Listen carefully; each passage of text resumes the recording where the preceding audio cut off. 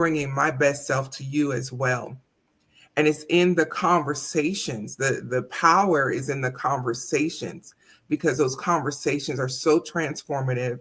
And yes, there are times I give homework too, but the power is in the conversations, so that you can actually see measurable results. Because we're business owners, and so it's all about the metrics, and we understand measuring success.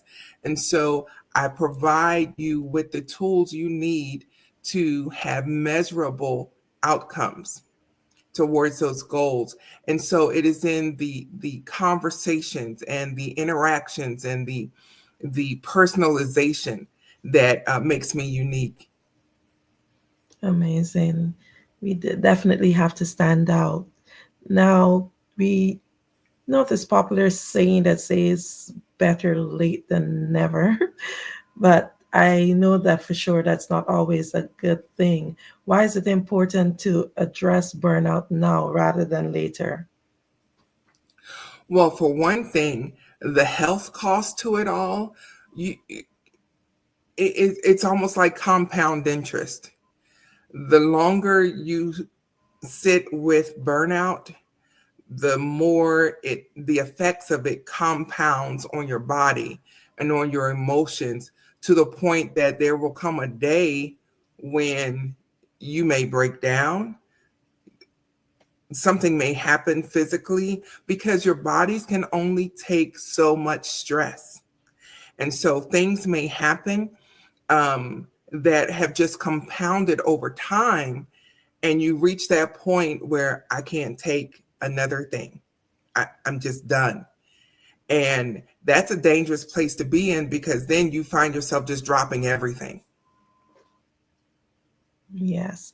Now, would you be able to tell the audience how they can reach in contact with you? Yes, on my website, which is www.tsefi.org. And I know that's a mouthful, but that is the acronym for the Simmons Empowerment Foundation Incorporated. So that's www.tsefi.org. And on my website, you will find a self assessment where you can determine exactly where you are in your life when it comes to burnout. It's called the Burnout to Balance sequence. And so it's just 10 questions. Will take you maybe 2 minutes, if that. But it's a powerful assessment tool, so that you can determine really honestly where you are when it comes to burnout. Dr. Simmons, thank you so much for all of this information. I am sure that many business owners can relate to most of the stuff that you would have shared with us this morning. Thank you for being here. Thank you for having me on the show, and I really appreciate you. Genius is coming, and I'll see you on the other side. Absolutely. The Black Business Expo's mission is to raise funds for high school seniors going to college or K to 12 entrepreneurs. This expo is a fundraiser for students. You may go to blackbusinessexpousa.com to donate to the scholarship fund, or use the Cash App BBXUSA. Our goal is to give laptops and up to $5,000 to 10 students. Students can register online at blackbusinessexpousa.com. Every dollar counts. So we want to remind you to donate to the scholarship fund. We want to thank our Black Business Expo USA sponsors for January 2025. NC 100, Suede Soul, Carolina, Virginia Minority Supplier Development Council, Step Management, Margie McLean Foundation, Inc., Genius is Common, Executive Women's Success Institute, The Quality Coaching Company, Superwoman Business Services, Creative Force Studios, Lee Entertainment, Black Business Olympics, Artistic App Design, Banks Law Firm, Black Business Expo USA. Genius is common, and I'll see you on the other side.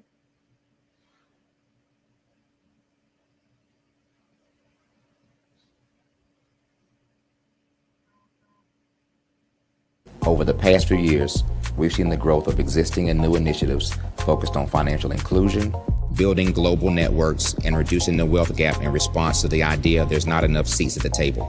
Whether their outcomes are to increase the representation of Black executives on corporate boards, ensure an inclusive global economy, or to create new U.S. African commercial pathways, the strategies are often carried out by separate programs. The question is, should they be? With the continent of Africa being home to more than half of the world's fastest growing economies, the youngest workforce, over 400 companies generating more than $1 billion annually, 700 generating more than $500 million annually that are poised for growth, and being the destination of nearly $5 billion in venture capital in 2021. Diversifying U.S. and Africa commercial engagement by building bridges between African businesses and their U.S. diaspora should begin being seen as mutually beneficial. From helping to reduce Africa's enormous capital gap to catalyzing two-way trade opportunities, the COVID-19 global pandemic hopefully has taught us that global challenges and opportunities are more interconnected than we thought. During the pandemic, African companies like Unicorn Flutterwave, insurance provider Reliance Health, ride-hailing app Yasir, and 54Gene, the continent's first bank of DNA on people of African descent, proved that when African companies have access to networks, capital, and information, they grow big, grow fast, and create solutions that are valuable to the world. This is why Be Direct was created. We are the first U.S.-based but African-centric board preparedness and board search company designed to connect U.S. Black talent and corporations to African businesses. Unique and fundamental to Be Direct's success is our process of helping board candidates adapt their experience and networks to an African context before they're connected to high-growth companies that are looking to locally and globally scale. From our focus groups with African business execs and government leaders, we don't ignore the sentiment that business is easy, but people are hard. Having a pool of board candidates with hard-to-access networks and extensive experience across the business life cycle, including successfully raising capital, is table stakes for an initiative like this. So yes, we have that. But corporate or entrepreneurial success in the U.S. does not guarantee success in Africa. Developed alongside industry partners on the continent, our training program, Be Direct Prep, is designed to transpose their experience to create cultural comfort, understanding, and a commitment to helping businesses in Africa scale. Our board governance sessions are African, continental, and country-specific, integrated with cultural awareness and dexterity training, masterclasses led by African industry execs, and mentoring and coaching from African continental-based facilitators. But even more unique to Be Direct Prep, we cap off our training program with an immersion trip to help candidates that have not been to Africa before see and feel Africa's complexity and opportunity from African soil. We all know traditional network-based board placement has historically left a lot of us out of ever really being in the paid board pipeline. Our strategy supports the work of many great organizations that are successfully filling seats at U.S. board tables by creating more tables for those that are still left on the sideline. It's time to start seeing the role and value of U.S. Black talent and businesses on the continent of Africa differently. Old perceptions and habits limit economic inclusion. Let's transition Black talent and the African businesses they will support from the periphery of the global economy to its core. Living in a global lockdown, we all know now how fast local and global economies can change, and see the value of having businesses that hire, strengthen local value chains, and even grow globally. Status quo in any form holds back progress. We must democratize U.S.-Africa commercial engagement by socially and economically connecting cultures that have long been disconnected. It's time for Africa's U.S. diaspora to redefine their global value by helping African businesses scale continentally and globally.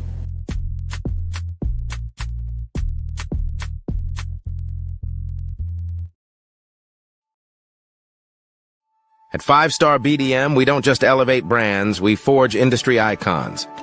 Our mission is to amplify your business and personal brand through dynamic AI-enhanced strategies and an elite professional network of over 20,000 experts. We empower entrepreneurs and small to medium-sized businesses to lead, scale, and transform. Our powerful network accelerates your speed to market and connects you with unparalleled growth opportunities. If you're ready to lead, we'll position your brand to set the industry standard. Explore our comprehensive services designed to build your brand, drive growth, and innovate your business. From personal branding and business development to technology solutions and investment banking, we offer tailored strategies that deliver measurable results and help you dominate your market. Our personal branding service uniquely tailors your professional story. Starting at just $99 per project, we offer online courses, in-person workshops, and scheduled weekly calls. Perfect for individuals beginning their personal branding journey, we help you craft a legacy that commands attention and respect.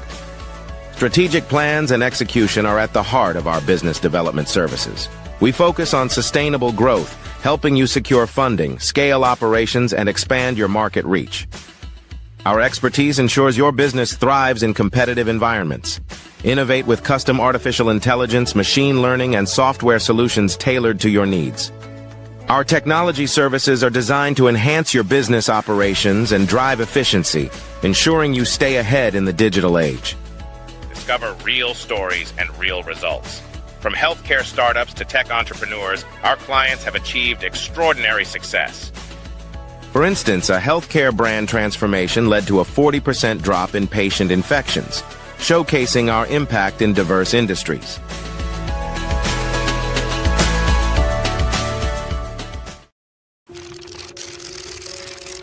Bravery is not the absence of fear, but the ability to overcome it. We stand for those who defy suppression, who speak out, and those who walk the road less traveled. Everyone deserves to be seen and their voices to be heard. We're sparking a movement, growing a community of creators united by the desire for freedom, choice, equity, and ownership. At Fanbase, it's all for one and one for all. We support each other to guide, promote, and uplift you in a place where you can unapologetically be yourself. A place where your voice, ideas, and creativity are not just welcomed, but celebrated. We are Black founded, minority funded, and supported by a diverse, inclusive, powerful community that believes in the strength of authenticity and individual choice. Regardless of success or background, we welcome you, the marginalized, the underappreciated, the successful, the superstar. We're for all who seek a space to express themselves freely, where they are rewarded for being their authentic, true self. We transcend labels because only we have the right to define ourselves. We are built for the brave, the culture, the creators, and for the future where everyone has a power to shape their own destiny, where all are empowered, voices are amplified, and freedom is embraced.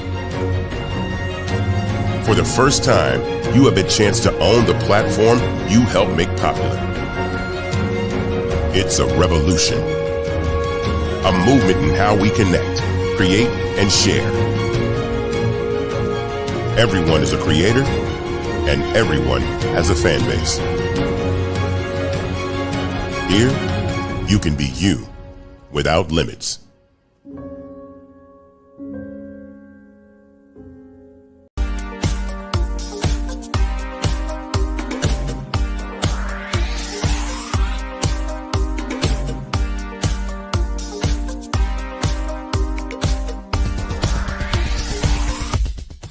I grew up in Flint, Michigan during the 60s, and as a child, I can remember the civil rights movement. I remember our family huddling around our small black and white TV, and we'd watch all of the things that were going on in Alabama and Mississippi. Some of my older cousins were active in the movement, and each week we would have a large Sunday dinner with the extended family, and they would come back and tell us about all of the things that they had seen and done. As a child of about 8 or 9 years old, I always wanted to grow up and be a part of the movement, but by the time I became of age, it was all over. All of the marching was done.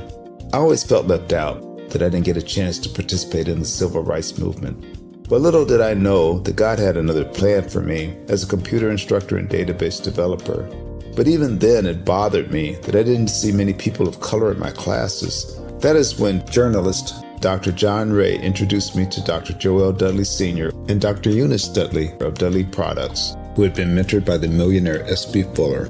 Through Dr. Dudley, I was introduced to Dr. Lafayette Jones, past Vice President of Marketing for John H. Johnson of Johnson Publishing, and his wife, Sandra Miller Jones, who was a Vice President at Quaker Oats, and together they created SMSI, a national marketing firm. Dr. George C. Frazier of FrazierNet and the Power Networking Conference, Dr. Jackie Mayfield of ComproTax, founder of the largest Black-owned income tax service, and even billionaire Michael B. Roberts. They all believe that the way to close the wealth gap is through entrepreneurship, because we as a people had to overcome slavery, and secondly, obtain our civil rights to be able to eat at any restaurant or stay at any hotel that we wanted. But the third piece is economic equality.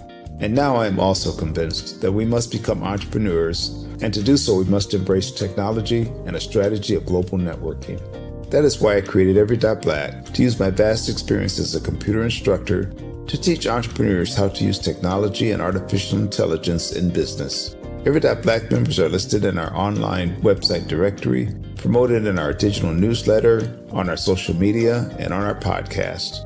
And we also conduct weekly virtual mastermind meetings where we read positive books, learn from the experts, while networking with like-minded individuals from around the world, educating them about every aspect of becoming a successful entrepreneur. That is what Every.Black is all about.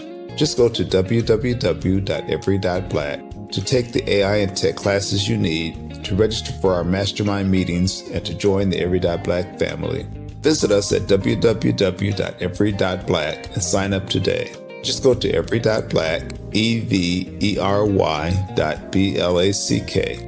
No .com, no .net. Just every.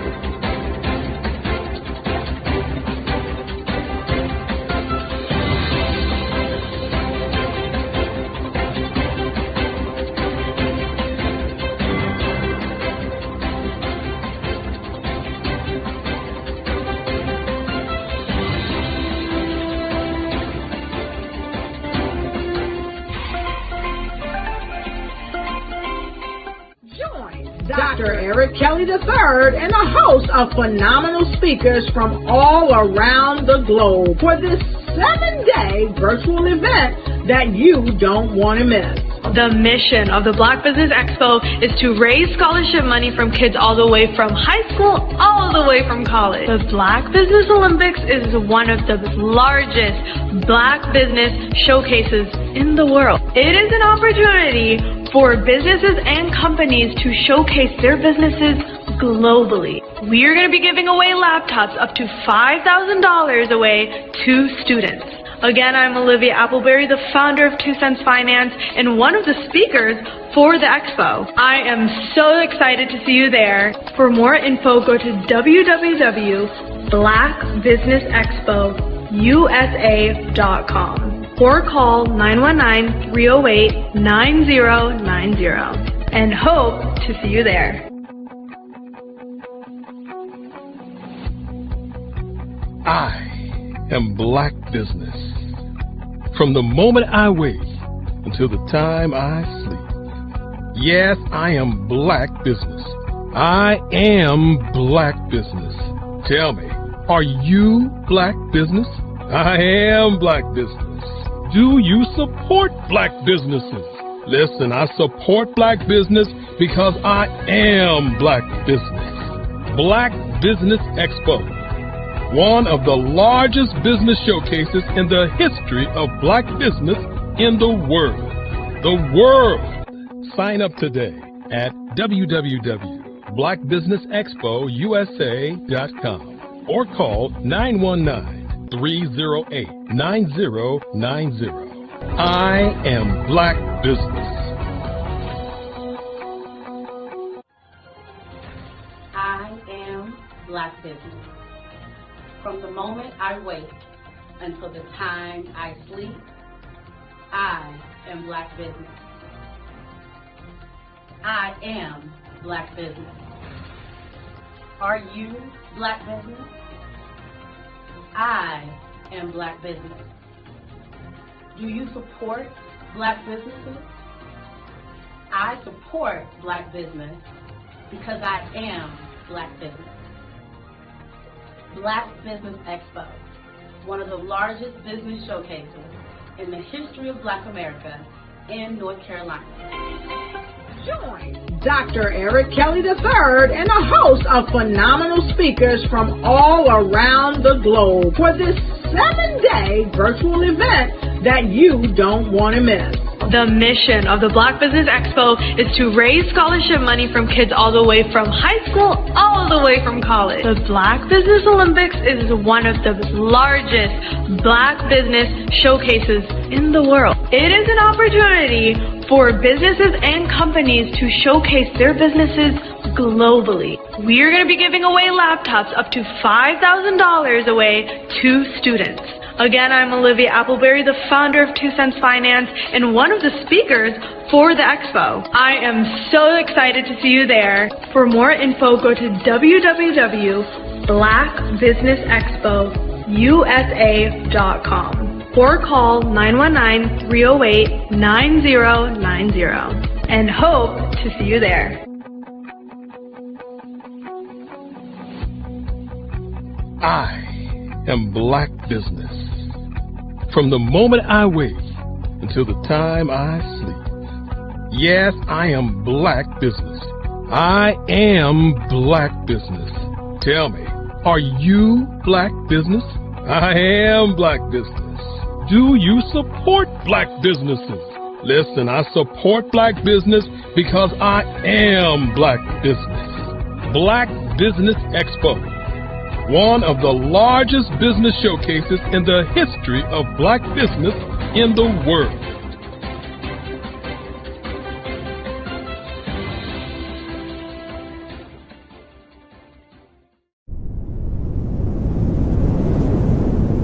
The Black Business Expo's mission is to raise funds for high school seniors going to college or K-12 entrepreneurs. This expo is a fundraiser for students. Please, you may go to www.blackbusinessexpousa.com to donate to the scholarship fund or use the Cash App at $BBXUSA.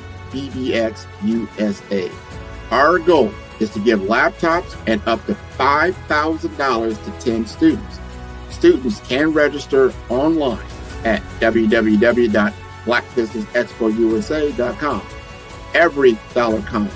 Please donate to the Black Business Expo USA Scholarship Fund.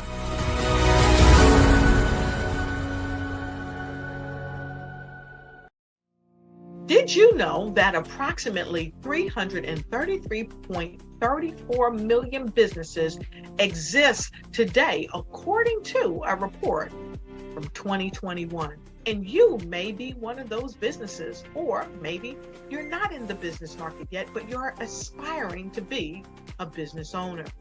Well, guess what? You're in the right place at the right time. Because let's face it, everything is about timing and opportunity. Hi, my name is Dr. Lotus Richey, and I'm the CEO and founder of the Lotus Richey Coaching and Consulting LLC, along with the Lotus Richey Ignite Show. 15 minutes of success with Dr. Lotus Richey, as well as books to boom your business and bring who you are. And today, I want to bring this amazing message to you about the Black Business Network and the Black Business Olympics. See, the Black Business Network and the Black Business Olympics is designed to help people just like you, that's right, that look like me, to take their business to the next level. Not just in your front yard or your backyard, but globally. The Black Business Network and Black Business Olympics is designed not to just help you survive, but to help you thrive.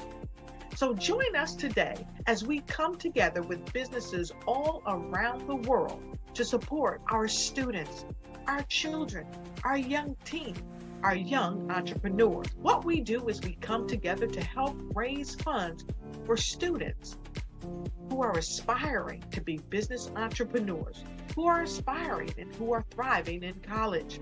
We endow them with a wonderful opportunity to gain scholarship of either a laptop or several thousands of dollars. And we invite you to help be a contributor to this amazing opportunity to help someone that looks just like you. So join us today at our website and let us connect with you and help you ignite and take flight in every area of your life on the Black Business Network and the Black Business Olympics. I'll see you on the other side.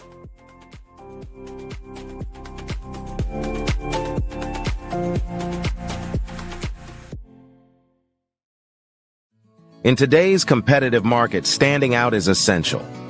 5-Star BDM, led by visionary Grant McGaw, offers the key to unlocking your brand's true potential. With innovative strategies and a passion for empowering businesses, 5-Star BDM is transforming personal branding and business development, moving brands from merely competing to dominating. At 5-Star BDM, we revolutionize personal branding by crafting authentic identities that enhance visibility and influence. Our Brave Blueprint drives measurable results, ensuring a return on investment through tailored strategies. By integrating artificial intelligence and advanced methodologies, we provide your business with a competitive edge in the digital age. Grant McGaw brings over 20 years of leadership experience with Fortune 500 companies. Named a top 10 global thought leader in personal branding, Grant's achievements include the 2024 Best Personal Brand Development Podcast for Follow the Brand. His philosophy, integrity doesn't have a price tag, is the foundation of 5-Star BDM. Partnering with 5-Star BDM means embarking on a transformative journey. We begin with discovery, analyzing your brand's DNA. Using the Brave Blueprint, we develop a strategy tailored to your goals. Our support continues through implementation, training, and ensuring long-term success with AI-driven insights and real-time adjustments. Our impact is evident. A healthcare tech firm experienced a 300% boost in brand recognition and 75% sales growth in 6 months. Entrepreneurs report increased customer retention and new revenue streams. Diverse companies like Black Business Expo USA and Akaba World Network have become industry leaders through our guidance. Join the movement and elevate your brand.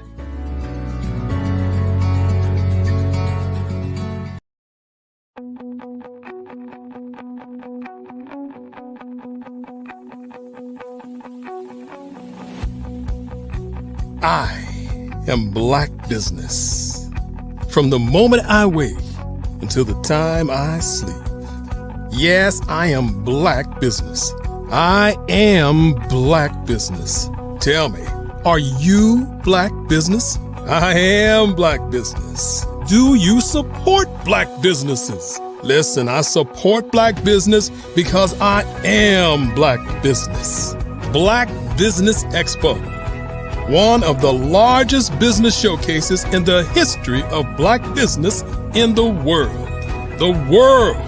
Sign up today at www.blackbusinessexpousa.com or call 919-308-9090. I am Black Business.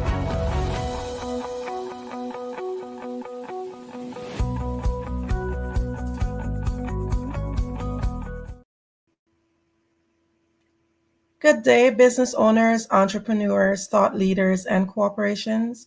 Welcome to the Black Business Network. My name is Andrea Adams, and I am your Black Business Network moderator for this session on the network.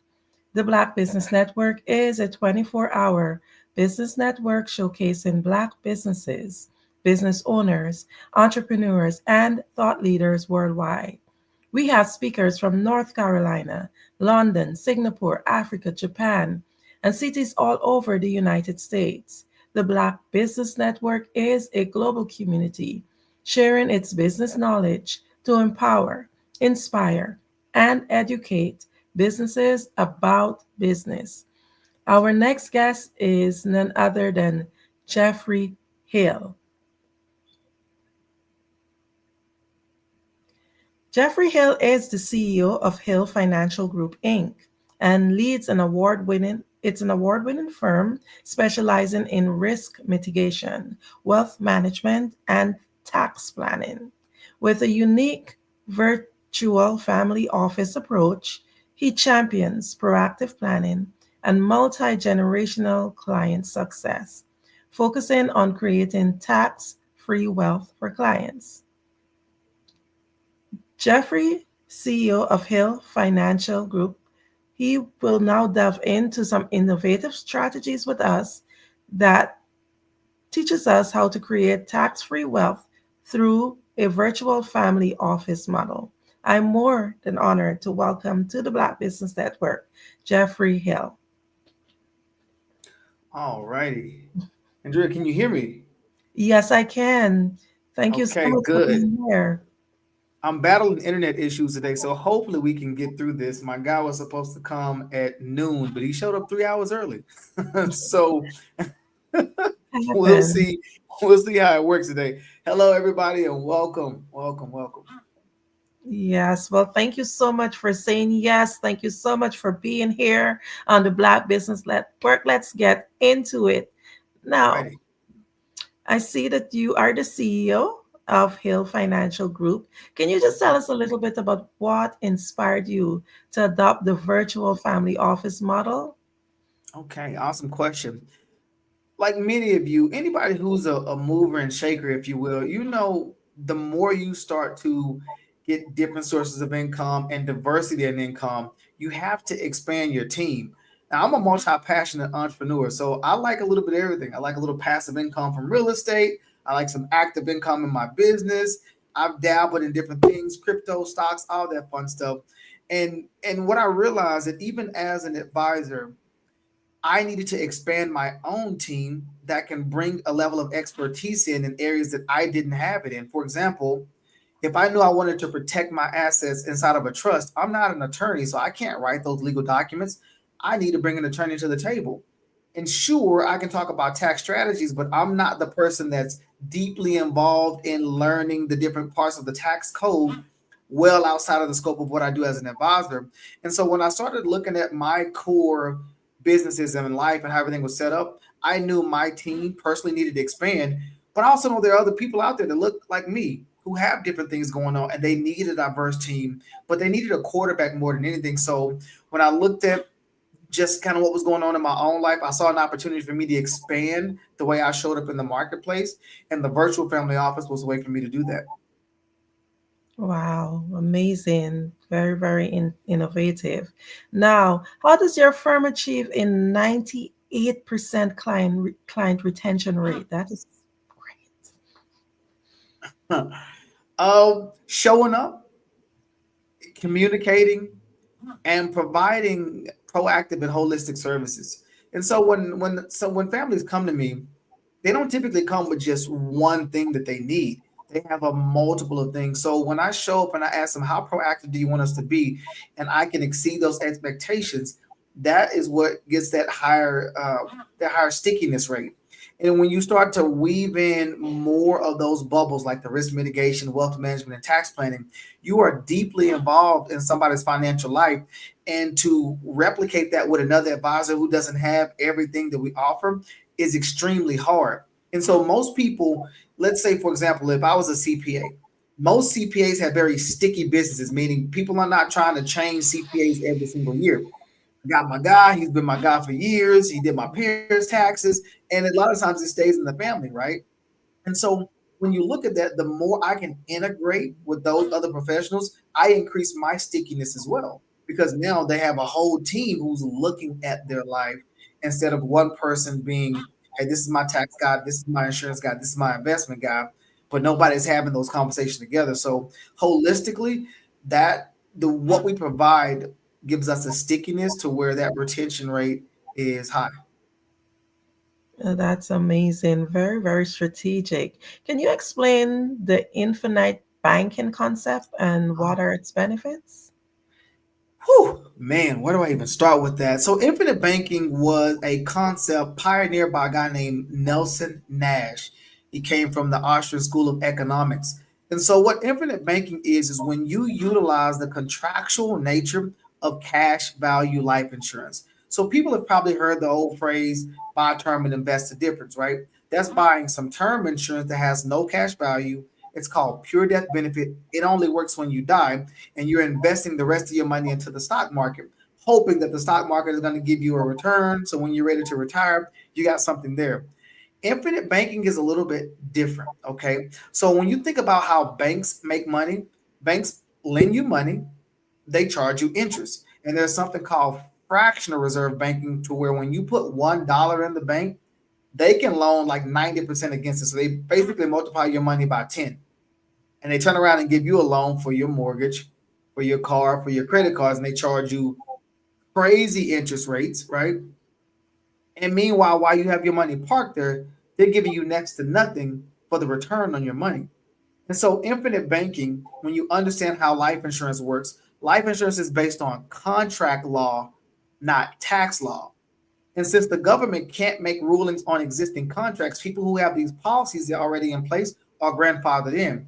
And so, what we do is we combined the way we design a cash value life insurance policy to keep the expenses low. So, like your cost of insurance and all the other benefits, you want to keep that low and you want to overfund it.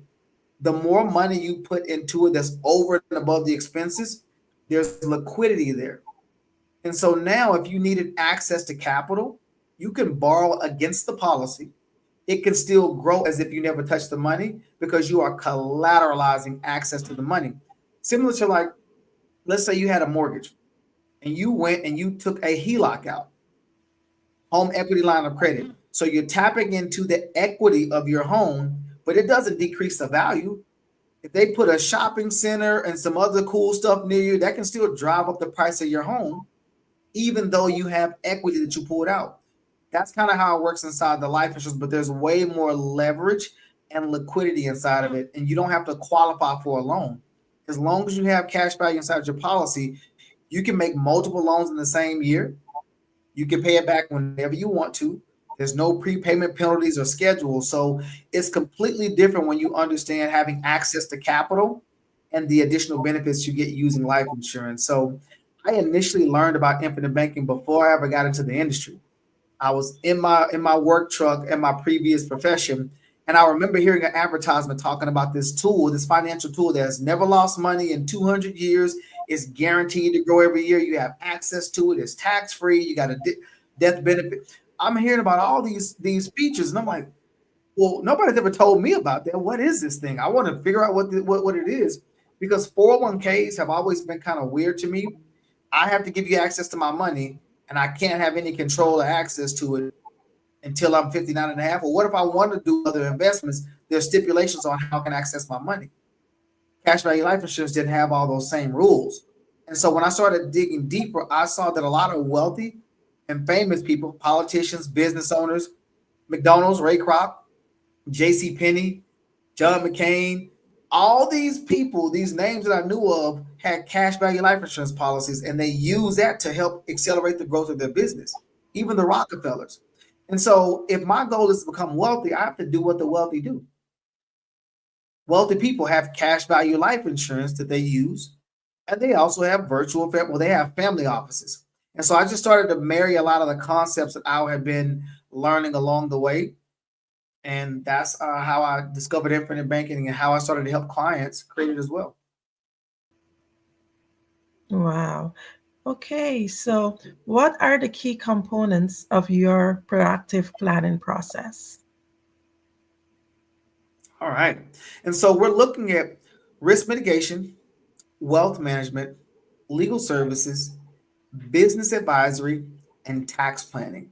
So those are the key areas. So when you look at somebody's picture, their financial picture, it's either their personal planning, their business planning, or their advanced tax planning that they have issues in.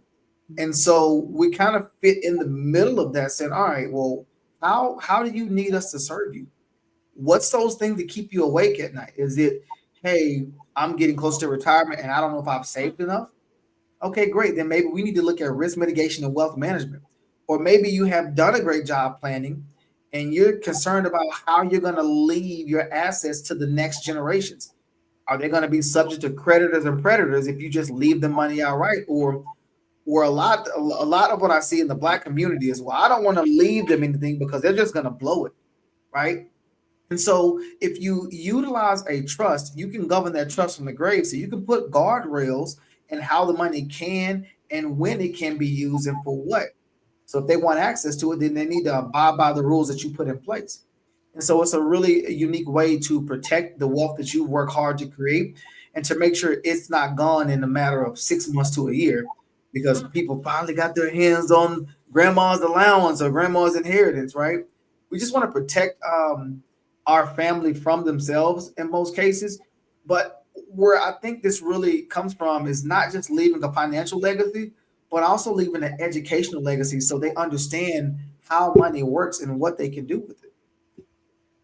Amazing. You're talking about family. You mentioned before about generation, be making sure that clients are able to stick and your strategies to keep them there. So can you just give us a little bit more on how you're able to maintain multi-generational relationships with your clients? So oftentimes when clients come to me, no matter what their educational background is as it relates to money, they're finally starting to put the puzzle pieces together. It's the difference between, like, if you were a golfer, right? Let's say you ever play golf, you got to have your set of clubs, but you can go to the golf course and not know what to do, even though you have the best clubs in the world. But when you start learning, somebody's working on you with your swing and how to actually use the clubs. Well, any advisor is going to have access to the same products, right? The same clubs. But how you use those make the world of a difference. And so I go a little bit deeper than just a product. I talk about the process and how these different products work. Because a product has a certain set of attributes.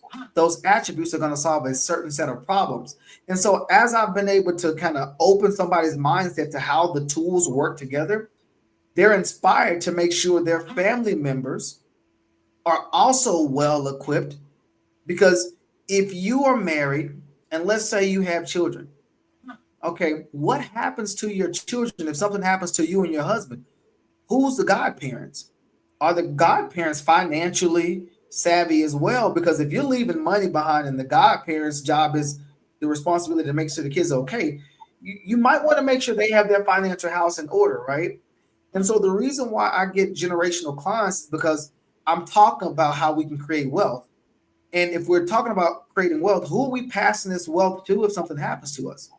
And so now I need to go actually have a conversation with that person as well, because the first time I call a child or an uncle or whatever, I don't want it to be to deliver a death claim. There's no valid relationship there. And they might have another advisor in place who might not necessarily do the same type of planning. And so the more I can meet other people's family members and work with them and their children, that allows me to go not only deep, but also wide in the family. So I have clients who are saying, listen, I need you to talk to my son now. I need you to talk to my sister. Hey, my parents are getting up in age a little bit. They got some stuff in place, but I don't know if they have everything. Can you take a look at their stuff as well? And so now I'm going up, as in like the upper generation, the lower generation, and then the generations across as well. And I'm coordinating a lot of this stuff. And I've even had families saying, listen, can I just get all the family heads together and we just do like a big presentation, especially around the holidays, because typically people are around and you're seeing how many people maybe didn't make it the last year. And maybe you've heard about what they did or didn't have in place. And these conversations become more real when a lot of the family members are around. And so it gets us talking, which is a good thing, because one thing that happens generationally in the African-American family is we don't sometimes talk about money, right? We were told by great grandma and them, listen, don't tell nobody what you got. Put it in the mattress, put it in the can, bury it in the backyard, but don't talk about the money, because and it's just all this stuff that we have to break generationally in our lineage when it comes to money. We need to be openly talk about what we're doing. What are we investing in? How are we protecting it? How are we growing it? What's the plan for the money? Does it have a responsibility? And now we're going to know how we as a family can work together to change the narrative of our last names. Amazing. This is a lot of great stuff, and I'm just grateful for this. And I know the audience is just taking it all in. Now, what Or how do you tailor your services for your upper middle income families? Awesome. So everything starts with process for us. And we want to go through something called a CIQ, a client information questionnaire. The first couple of pages is just kind of general information, mother, father, what are your ages, how many kids you have. And then we want to go a little bit deeper into understanding, well, what do you have in place so far? And what did you want this stuff to do? Because there's a disconnect sometimes with the amount of money that we've saved versus what you want that money to do. Because when you think about it, throughout your life, you've managed money on a weekly or a bi-weekly basis, or sometimes on a monthly basis. And so you're used to managing maybe $3,000 to $5,000 a month, let's say. But when you retire, you've accumulated a lump sum amount of money. But nobody's ever taught you how to manage $250,000, $500,000, or $3 million. Nobody's ever taught you really how to manage that. And sometimes people think, oh, if I just accumulate enough, that's going to take care of everything. Well, now you kind of got the more money, more problems, because the more money you're taking in from an income standpoint, is it going to increase your taxes? Now, is that going to make your Social Security taxable? Now, is it also going to make your IRMA, your Social Security, Medicare, Medicaid, all these prices go up? And so you really have to understand it's not just an accumulation conversation. It's a distribution conversation as well. So my upper and middle income families have the same problem sometimes as a lower income family. Sometimes they can just write bigger checks to solve those problems, or maybe they actually have the money to solve the problem. Because if somebody, let's say is only making like 75,000, but maybe they inherited some land and some assets, they still might want that in a trust, but a trust might cost them, depending on what kind, 3,000 to 7,000 at a minimum. Or maybe they don't have that liquid, even though they have it in assets. Well, somebody who's worth $5 million could easily write that check for 7,000 to get some planning done, right? And so a lot of it's just really understanding where that person is. You got to meet them where they are, but at the core, what keeps you awake at night? And if I can solve your top 3 issues, what would that be? Okay, let's prioritize. So my algorithm is going to let me know what planning opportunities do we have. And then I want to know from you, out of all these opportunities to plan for, well, what makes the most sense to you? Now let's prioritize that. And that becomes our initial blueprint on where we want to start. And this is why the retention rate is so high and the stickiness is there, because I'm solving directly the things that you want. Our company motto is we want to create financial security and peace of mind. And so if all I did is help you do those 2 things, why would you not want to continue working with me if now you have financial security and peace of mind? Yeah. Financial security, peace of mind is definitely top on anybody's list. Now, can you say what role does CPAs play in your growth strategy? Absolutely. So CPAs have a very unique business, okay? Because you have to file taxes every year, even when you are retired. Listen to me, people. Just because you are retired does not mean you can stop filing taxes. You still need to file, okay? And so when you have a annual deadline on when you need to file, that creates a sense of urgency, right? But that's from a compliance standpoint. I have to file by April 15th or October or whatever. But then when we talk about tax planning is not so much about filing. It's about, let me help you understand the different things in the tax code that you can take advantage of to reduce your taxable income. So there's a difference between tax deductions and tax credits. For example, the government might say, hey, listen, we're trying to be energy independent. We want you guys to invest in green technology. We'll give you a tax credit, meaning if you put $1 in, we'll give you the credit for 3. And so let's say your tax bill was going to be $100,000 and you have a 3-to-1 leverage. That means if I put about $35,000 into this green energy, they're going to give me a credit for $100,000. I just now reduced or eliminated my tax bracket. And so when I look at tax planning, I'm working with CPAs to figure out, hey, what other opportunities do my clients need that can help reduce their tax bill?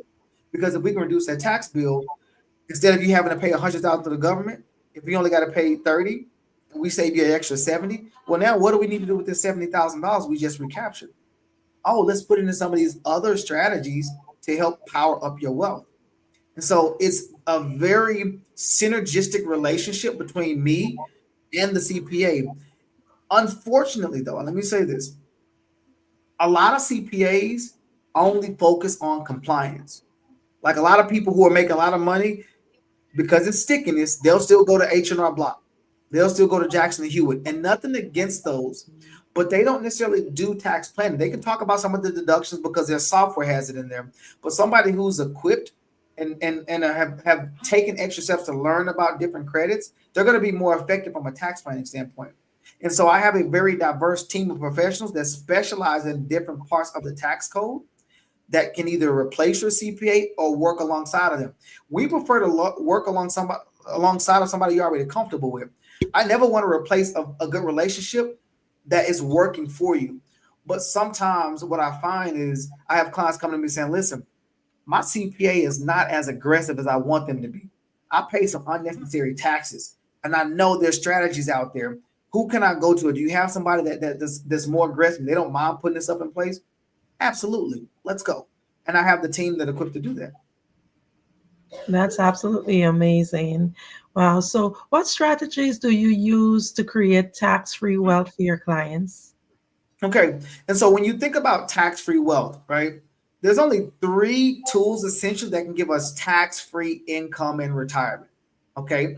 First tool is going to be a Roth characterization, whether that's a Roth 401k or a Roth IRA.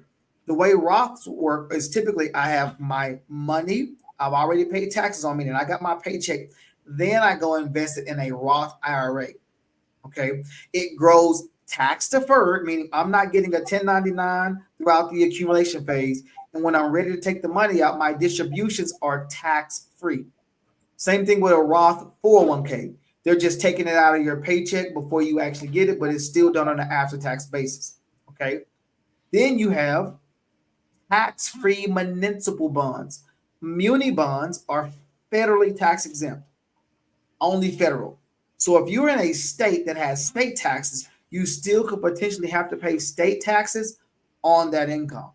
Now, there are also some caveats in terms of how much you can earn. Like you can earn too much money and you can't qualify for a Roth IRA directly. But then their strategy is called a backdoor Roth. Okay, so I don't want to get too far in the weeds on that. Okay, and then the third strategy is going to be cash value life insurance. Life insurance is grossly misunderstood because most people are only thinking about, oh, it's life insurance. That you use that when you die, right? But it's life. I focus on the life part of life insurance, not the death part. And so when we are designing cash value life insurance policies, there's several different ways you can use them. You can use them in the accumulation phase to accumulate money. And in the decumulation phase, you can start pulling income from it tax-free, not reportable. So it's kind of invisible wealth, right? So it does not count toward your Social Security.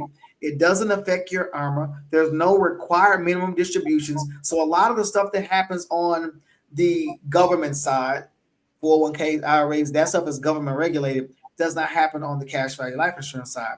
So you just have to understand the strategies and how to use them with your other investments.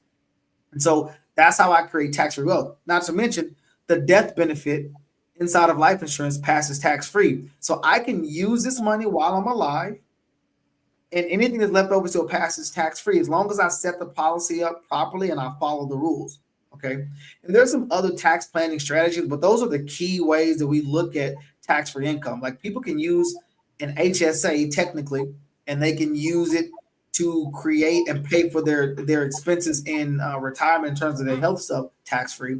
But that's a bit of a different strategy from an income standpoint. Roth, cash value life insurance, and tax-free muni bonds. Unless you make too much income for a Roth or tax-free muni bonds, then cash value life insurance is going to be a great option for you to utilize. Wow, this is a lot of information. Now, can you just share with us how are you able to stay informed about tax changes, the changes in the tax laws? Okay. And so I'm in several different professional organizations, and I'm a constant learner, right? And so if you see a couple of acronyms behind my name, one of them is called RICP, Retirement Income Certified Professional. That means I've gone an extra step to go deeper into the retirement income process and learn different ways to use to help you create retirement income. The designation that I'm earning now is called Tax Planning Certified Professional. Okay, so I'm constantly in different courseworks, earning different designations, but it's not just me. Inside of our VFO community, our virtual family office community, there's 75 different professionals that have different specialties. And so because we have a collaborative approach, I don't have to know all the tax code. I just have to be resourceful enough to bring the person to the table that's going to fit what we're trying to accomplish. That's the beauty of it. You get me as your proactive planning team lead. So I'm going to be your local eyes and ears, helping you with direction and guidance. And anytime we need that expert, I reach into my virtual family office team of people and I bring the strategy to the table that can help you accomplish whatever the goal is. And that's quite amazing. That kind of give me an idea. I don't know if you do a lot of reading, but Napoleon Hill, Think and Grow Rich, that strategy is what you really have implemented there. Yeah, it's a mastermind. I'm a certified life coach, so I'm highly familiar with Napoleon Hill. The two things that I study a lot. Number one is going to be my industry and my profession, but then the mindset. Personal development is probably it's probably neck and neck in terms of how much time I spend in each one of them, because to be an entrepreneur, you have to think differently, right? And if you're not working on yourself, then you're going backwards. There's a concept called the slight edge. Okay, time does not stop. And so you're either on the success curve or the failure curve. And so if you start to rest, those little rest decisions compound over time, put you in a very static state, and you're like, all right, I'm just kind of here coasting, right? But when you're always working on expanding your IQ and how you serve, then you're always going upwards, because the spirit is for always greater expansion and fullness. And so I have to continue to grow myself, because that makes me more effective for other people. And I can definitely see that you are doing that. Now, can you share a success story? I love stories and people love stories. Can you share success stories of risk mitigation for a client? I'm going to share a story, and it's probably going to feel a little bit different than what you're asking. My personal story kind of starts back in 2004 when I graduated college. The year before I graduated, my sister passed from a rare lung cancer. And as a family, I saw what happened when you don't have planning in place. And I remember sitting there like in tears just over the loss of my sister, and listening to my mother have to make phone calls to borrow money to bury my sister. And I'm thinking like this shouldn't be a thing. You know, we didn't have to go as far enough to put the milk jug and you know, the little cans at the grocery store or whatever. But I still remember her making those phone calls. 7 years later, I became an advisor. And that was the first time we had that conversation about life insurance in my family. And I remember asking my mother, hey, why don't we have life insurance? She said, I don't know. Nobody ever asked. And in my mind, I'm thinking, you buried a child. Like, who would have to ask you to go do planning at that point? And so when I graduated college, there's a couple of things that I knew about myself. I knew I loved to travel. I knew I loved to meet new people. And I knew I love helping people out. I have a servant's heart. I just didn't know what that looked like from a profession. And so I was getting my MBA at the time. I was recruited by a Fortune 100 financial services company, and it just made sense. It was like me running my own business. Fast forward to about 2016, I was doing some planning for a very good friend of mine that I went to high school with. Good guy, loved his family, had a couple of kids. And about a year after we put his plans in place, we get a phone call that no parent ever wants to get. His son actually choked on a hot dog at daycare and passed away. And so this is a devastating thing, you know, as an advisor, because you just lost a client. But this is also personal for me because I grew up with this guy. His mother taught me home ec, so I'm very much ingrained in their family. And I remember making sure we had everything in place, which we did. But a couple of days after the funeral, the father called me and he said, listen, man, I just wanted to thank you for what you did. And I'm kind of confused. I'm like, man, you just lost your son. Like, why are you thanking me? And he said, Jeff, listen, we've made peace with the fact that our son is gone and there's nothing we can do that can bring him back. And we would do anything we could. He's like, but what you did for us, you actually had us prepared for something we never thought would ever happen. And he was like, we were actually able to not have to grieve and grieve financially. We were able to actually make sure all bills are paid off, even paid off some debt and some other stuff. And we kind of got a fresh start. And he was like, I just wanted to thank you for being there to take care of our family the way you did. And for me, that hit me, not immediately, but probably, I don't know, a week or two later, I'm driving to the office and I realized this was the first time in my career at this point where my plans had to show up 100% for somebody's family. And it reminded me of the difference of who plans and who doesn't. Because I remember trying to figure out how we were going to pay this funeral stuff back that we borrowed money from my sister. And now I see a family who has a fresh start, who are able to go get all their debt paid off, get into real estate and start to create more wealth for their household just by simply planning. And so for me, that was a bit of a kind of a weird success story because there's death involved, but nonetheless, we were prepared. And so in life, you have to plan for the worst, but hope for the best because not one day is promised, not one. And so a question that I might ask somebody is, if something happened to you today, how would you want your plans to go? What would you want to leave behind if something happened to you today? And that's a very real conversation because there's some people who went to sleep last night and they didn't wake up and they didn't plan on that. Wow, that's so deep. Okay, can you just, how do you address the financial planning needs for like dual income families? So first we need to figure out who's a spender and who's a saver in the family, because sometimes there's a disconnect between husband and wife. And it's not always, oh, my wife spends all the money. No. It's not always that. I know sometimes in most households, women make up 70% of the buying decisions in the household, right? And so it's not necessarily who makes the most money. Sometimes somebody makes a lot of money, but that doesn't mean they're good with it, right? I know a lot of doctors, no offense to doctors, they're very good at making money, but sometimes they're not very good at managing it because they make so much money and it's a drop in the bucket. I remember doing some planning with a guy, and this was when 2007 and 8 kind of rocked everybody. He's like, listen, Jeff, 2 years ago, I wouldn't even be talking to you. And I was like, well, why not? And he said, well, I was making $40,000 a month. My bills were $25,000 a month. And that was a drop in the bucket. We still have $15,000 left over. He's like, so when you're making that kind of money, you don't think about trying to sit down with somebody and plan. He's like, now my bills are still $25,000 a month and I'm only making 15.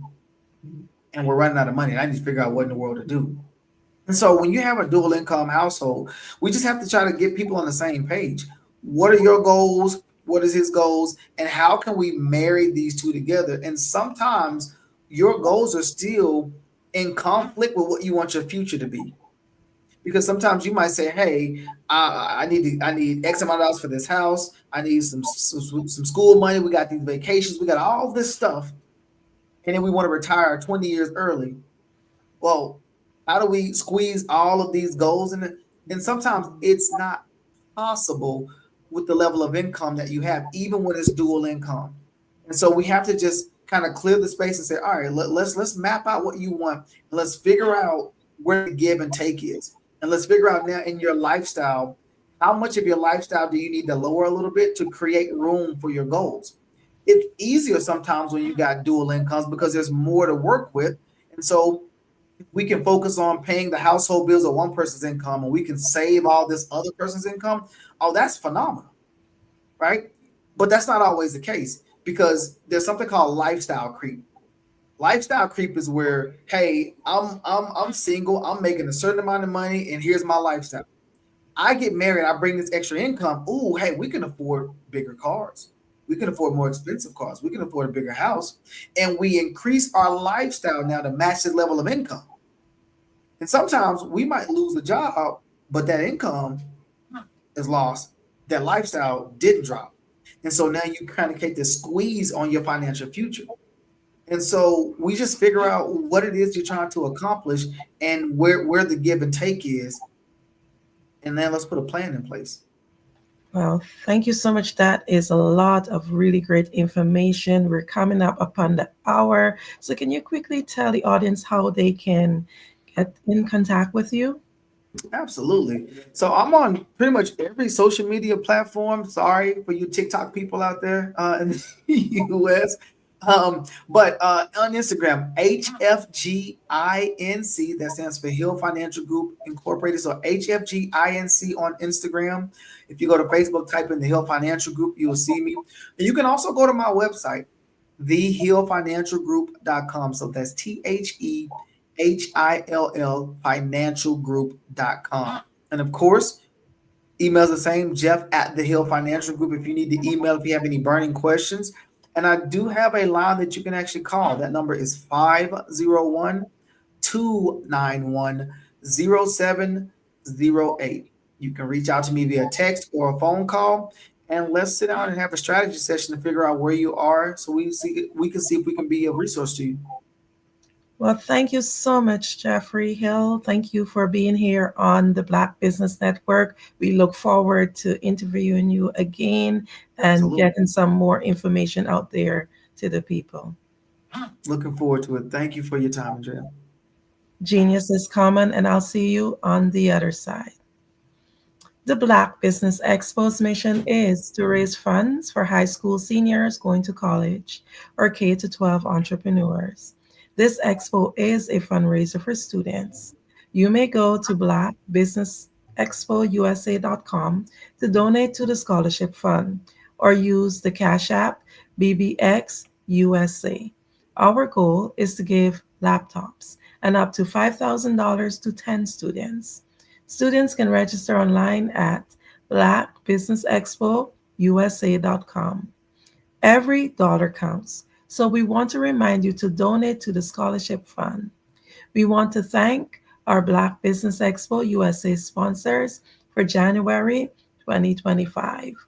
NC100, Suede Soul, Carolina, Virginia Minority Supplier Development Council, Step Management, Margie McLean Foundation, Inc., Genius is Common, Executive Women Success Institute, The Quality Coaching Company, Superwoman Business Services, Creative Force Studios, Lee Entertainment, Black Business Olympics, Artistic App Design, Banks Law Firm, Black Business Expo USA.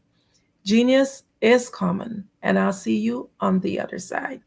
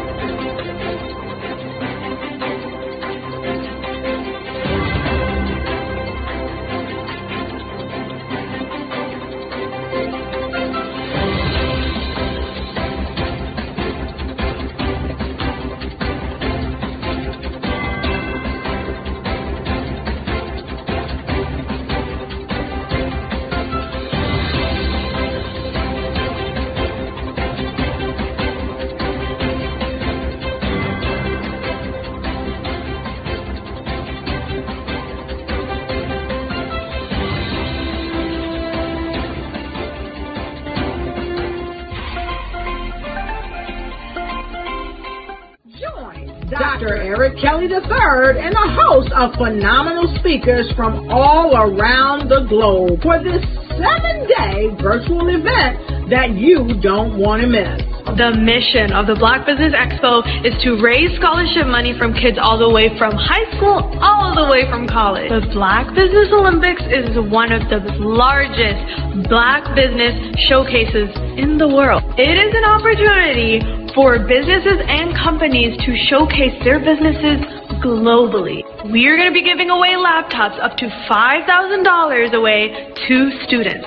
Again, I'm Olivia Appleberry, the founder of 2 Cents Finance and one of the speakers for the expo. I am so excited to see you there. For more info, go to www.blackbusinessexpousa.com or call 919-308-9090. and hope to see you there. I am Black Business. From the moment I wake until the time I sleep. Yes, I am Black Business. I am Black Business. Tell me, are you Black Business? I am Black Business. Do you support Black businesses? Listen, I support Black business because I am Black Business. Black Business Expo. One of the largest business showcases in the history of Black business in the world. The world!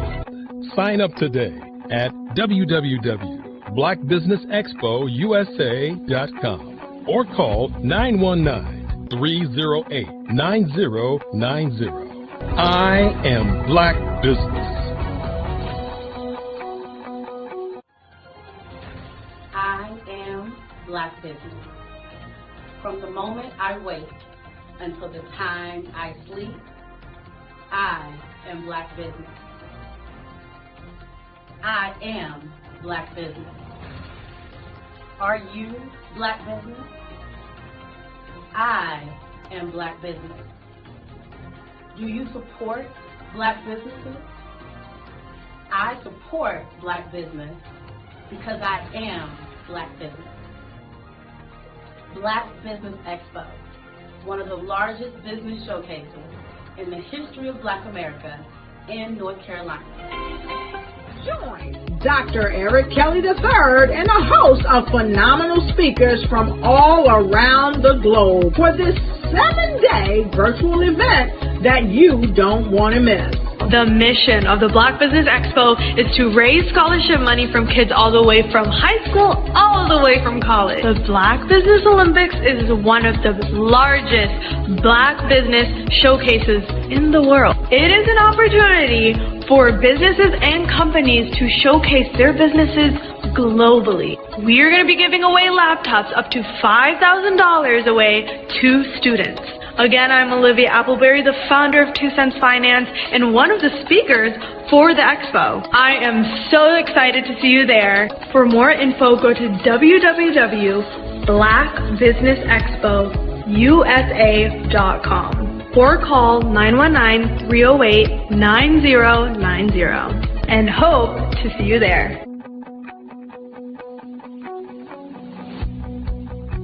I am Black Business. From the moment I wake until the time I sleep. Yes, I am Black Business. I am Black Business. Tell me, are you Black Business? I am Black Business. Do you support Black businesses? Listen, I support Black business because I am Black Business. Black Business Expo. One of the largest business showcases in the history of Black business in the world.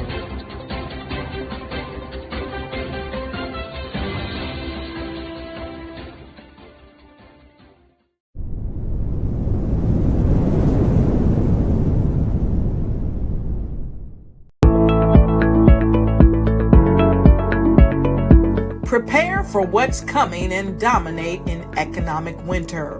Stand strong and thrive by showcasing your great products and services globally through the Black Business Network and Black Business Olympics. The Black Business Network has showcased over 2,000 companies with over $7 billion in sales each year. Over 10 million attendees have viewed the rebroadcast each month. Through the Black Business Olympics, unique styles of business training and mentoring are turning students into business owners and entrepreneurial warriors who will dominate in any economy. Gain the ultimate advantage of the Black Business Olympics, 7 days of unbelievable topics and speakers speaking around the globe. Donate your time and experience to provide expertise and scholarships to students worldwide and change the world. Now, more than ever, new insights, tools, strategies, and capabilities are needed. This is your chance for a major presentation to the world. Fill out the form and join the more than 2,000 speakers who have presented to over 200 countries. Join the Black Business Network streaming live into the metaverse, STEM City, Black Multiverse Enterprises, Hulu, Amazon, YouTube, iHeartRadio, Apple, Facebook, LinkedIn, Pod TV, IBM TV, Spotify, and Google Podcasts. Sign up today. Spaces are limited, and we will see you there.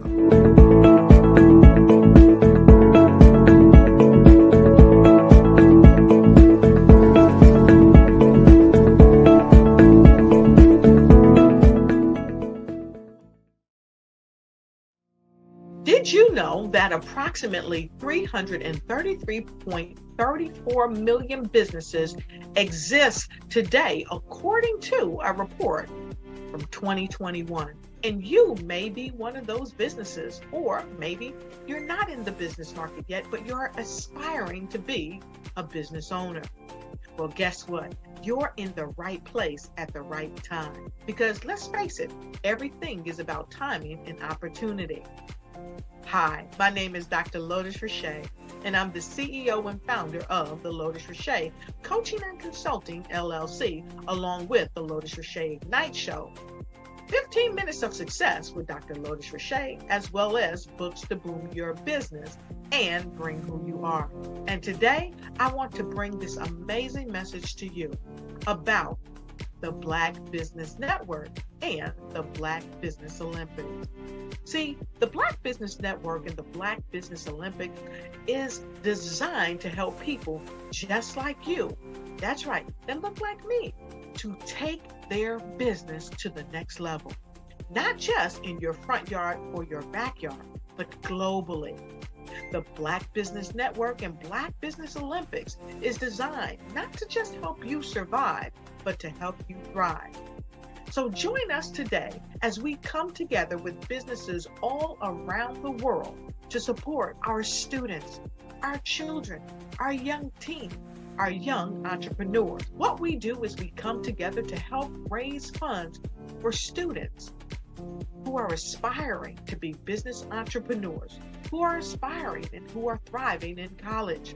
We endow them with a wonderful opportunity to gain scholarship of either a laptop or several thousands of dollars. And we invite you to help be a contributor to this amazing opportunity to help someone that looks just like you. So join us today at our website and let us connect with you and help you ignite and take flight in every area of your life on the Black Business Network and the Black Business Olympics. I'll see you on the other side. What if you could build your own city? A place where every child can find nurturing people to help them achieve their full potential. A place where every adult can access job training support, where health education is abundant, where social justice ruled the land. A place without limitations. Welcome. You have arrived at STEM City USA. It is what every city should be. A safe and trusted community where you find people and resources to help you become everything you are and beyond. STEM City is unlike anything you have ever experienced. It is a digital twin of the world around you, only better.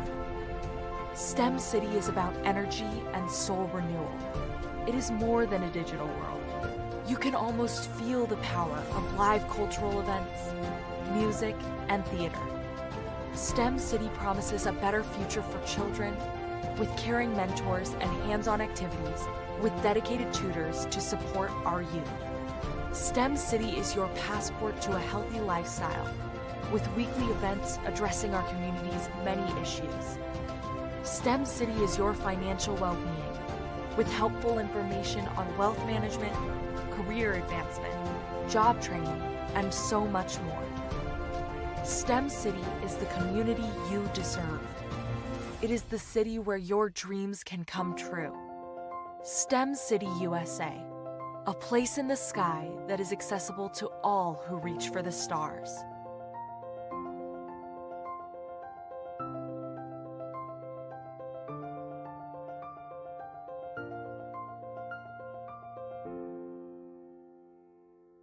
Artist to me is a creative expression of something from nothing. You know, it explodes onto the canvas, or it explodes on in my work. One of the things that I try to do more than anything is I try to just give the lines and the movements and emotions and expressions into to what I do. Art really means to me a chance to express how I feel deep down inside. Most of my art begins as a thought that I might have, you know, whether it's sports, whether it's history, whether it's a woman or a man. It pretty much starts as an idea of thought before I get into the actual image of what I'm going to draw. I do a lot of historical pieces. I was a history minor in college, and I love to do history pieces. And a lot of times I'm thinking about history, and then I try to make that history impact you as you look at it. That's one of the reasons that I do pictures so large.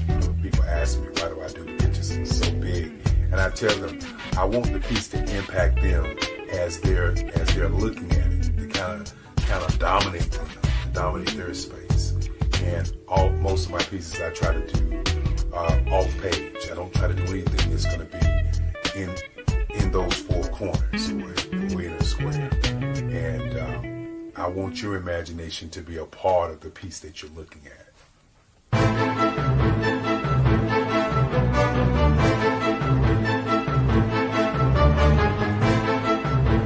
The Black Business Expo's mission is to raise funds for high school seniors going to college or K-12 entrepreneurs. This expo is a fundraiser for students. Please, you may go to www.blackbusinessexpousa.com to donate to the scholarship fund or use the Cash App at $BBXUSA. Our goal is to give laptops and up to $5,000 to 10 students. Students can register online at www.blackbusinessexpousa.com. Every dollar counts. Please donate to the Black Business Expo USA Scholarship Fund. I was born in a little village on the island of Haiti. Many deadly diseases pounded me. It is as if they were on a mission to end my existence on this earth. I refused to give up. In 1983, I left Haiti and came to the United States of America. And I came with $5, 2 shirts. I didn't speak any English. I came to Atlanta. I got a job. I was a doorman. I was a doorman with a dream. What I used to come on stage. I'd rehearse this moment that I'm standing in front of you. That's the power of a dream. Maybe today is the day you begin acting as if you already have it. And then step out with full force. Take a risk. No condition is permanent. Don't let your situation distract you. You are chosen. You are called. You are born for a purpose in this life.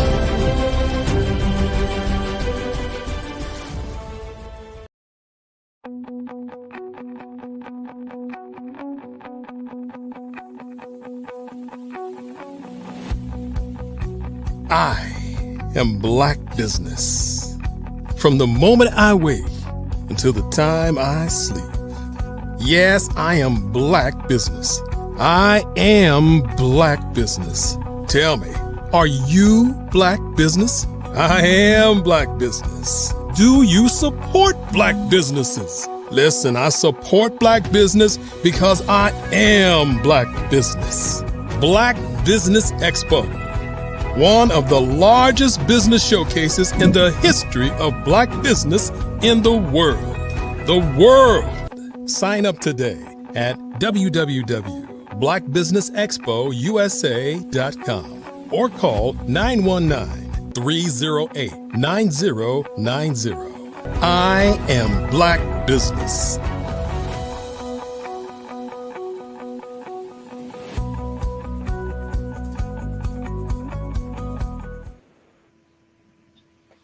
Good morning, business owners, entrepreneurs, thought leaders, and corporations.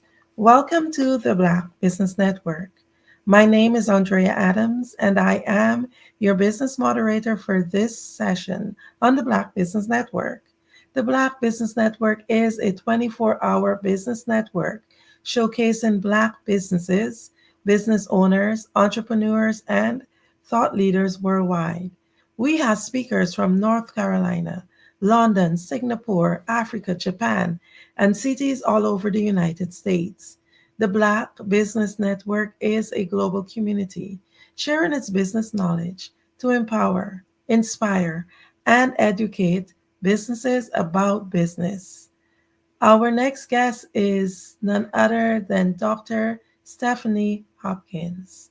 She is a visionary entrepreneur and CEO of Black Wall Street Title LLC and Embracing Life Development Inc., dedicated to empowering underserved communities through estate planning and property financial literacy.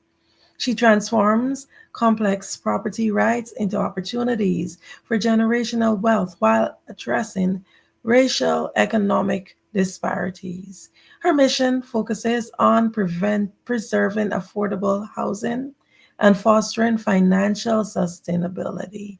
It is my pleasure to welcome to the Black Business Network, Stephanie Hopkins. Hello, how are you, Miss Adams? I am doing well today, Stephanie. How are you? I am blessed and highly favored. Thank you for asking.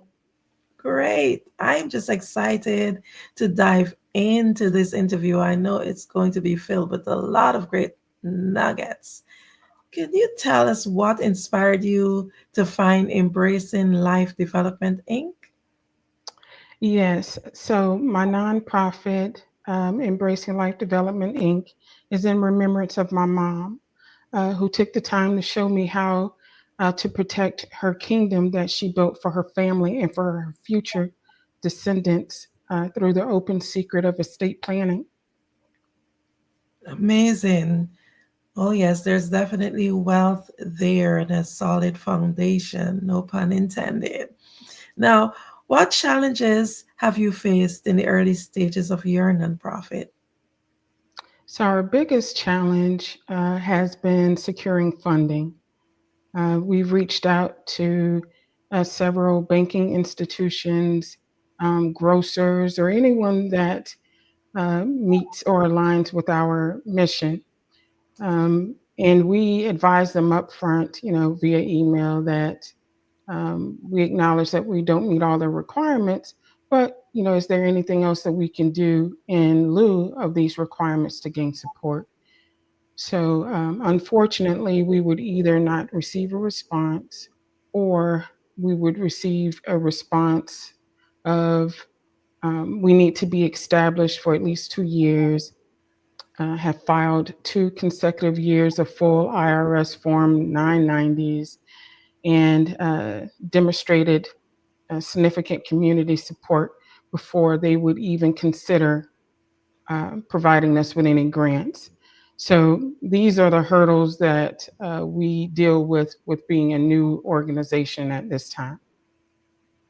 Oh, yes, I can imagine that definitely being quite a challenge. Can you share with us 3 key areas of focus for Embracing Life Development Inc.? Absolutely. So embracing life, our 3 key elements are sustainability, cultural development, and cultural preservation. These are the pillars that our efforts are drawn around. Because what happens is, if we do not preserve our communities, then we could potentially lose our generational wealth. So that's the reason why we're so much into sustainability, cultural development, and cultural preservation.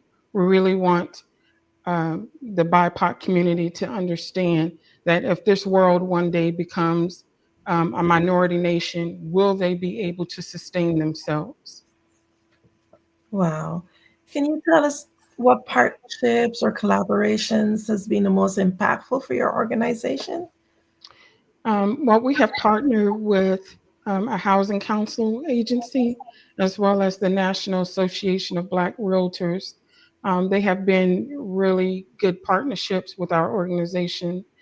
These collaborations have allowed for us to reach out to the pre-purchase and current homeowners, providing them with resources and support around their different stages of home ownership journey. Okay, thank you so much, Stephanie. Now, how do you see the role of estate planning in preserving family legacies? Oh, yeah, Miss Adams, this is the only thing that can preserve your family legacy is estate planning. It's the law.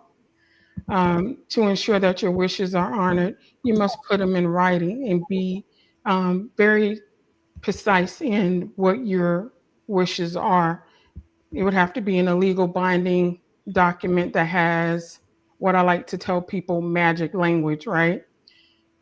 So without this, your legacy is at risk of being ignored along with your wishes, and the government could end up silently becoming the beneficiary of your estate.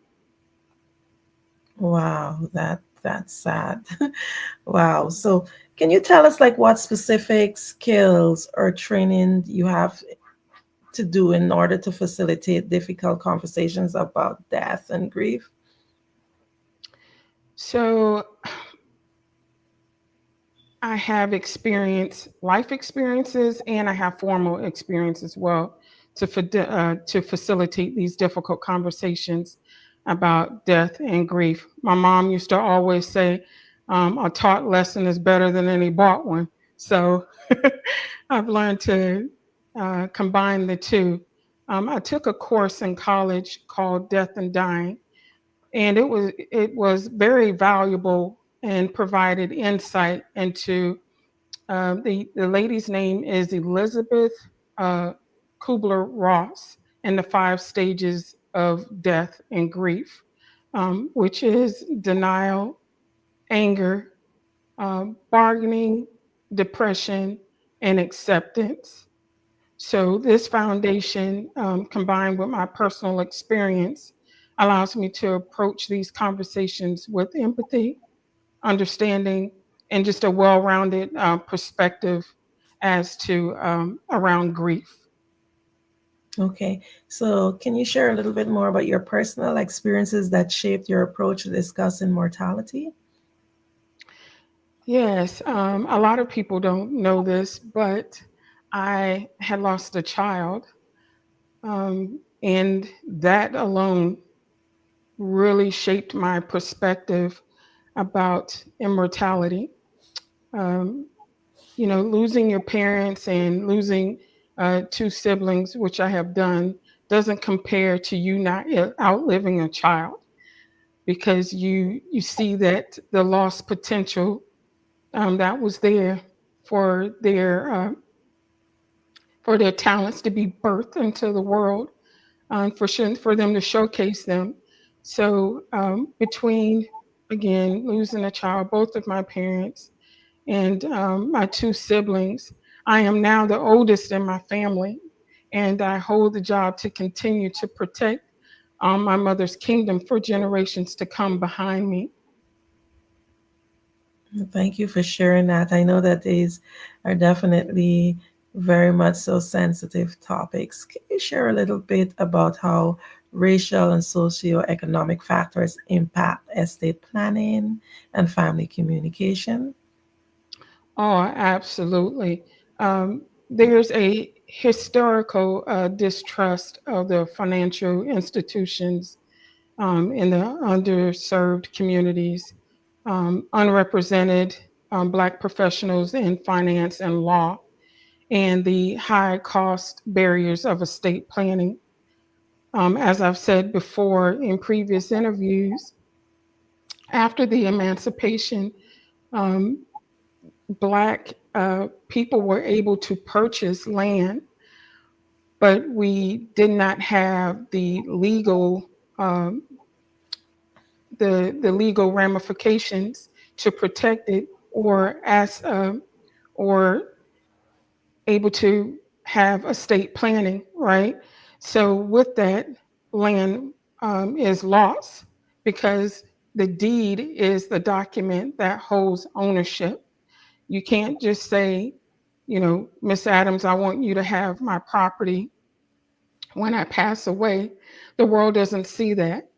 It has to be in writing what your wishes are. And because of the lack of professionals in that area and the cost barrier, it causes an issue for the estate planning for cultures. Also, the communication in the culture can also affect the wealth transfer decision because they don't like to talk about death. They think it's kind of taboo or something will happen, but it is actually a part of the life cycle.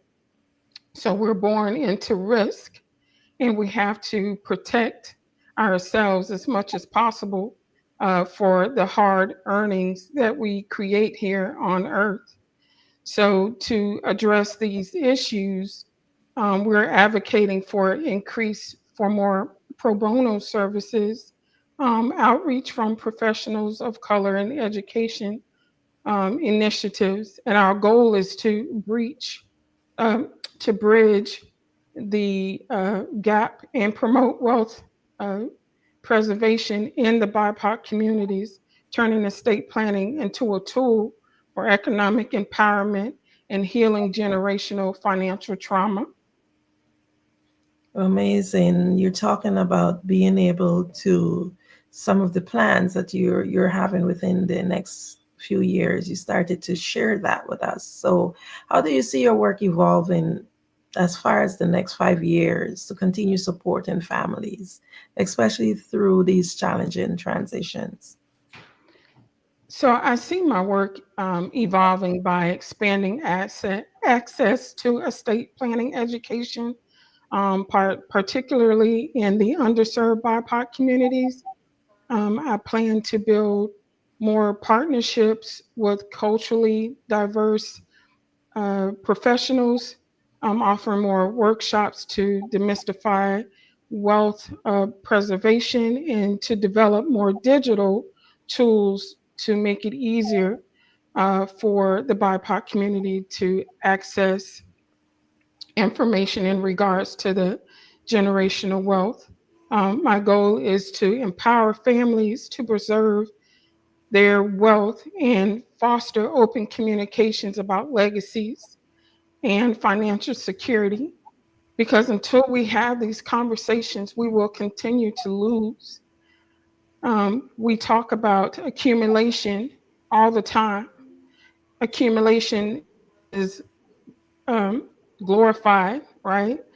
A lifestyle of all of this money is glorified, but no one is talking about the importance of protection and how to have asset protection, because we work too hard, get up every day, put up with a lot of tomfoolery, on jobs to just allow for our generational wealth to dissipate, to just disappear due to lack of planning.